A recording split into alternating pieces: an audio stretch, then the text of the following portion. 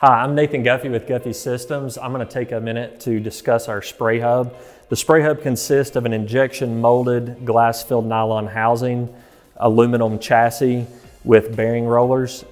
It has 360-degree rotation with 90-degree incremental locking, so it's not going to allow your part to just spin around on you while you're trying to spray it. You don't have to chase it around while you're trying to finish it.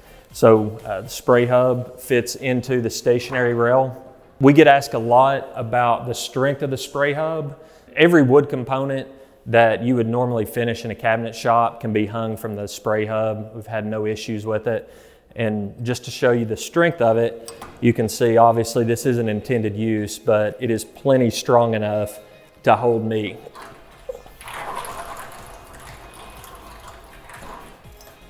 To learn more about Guffey Systems products, you can visit us at guffeysystems.com or give us a call.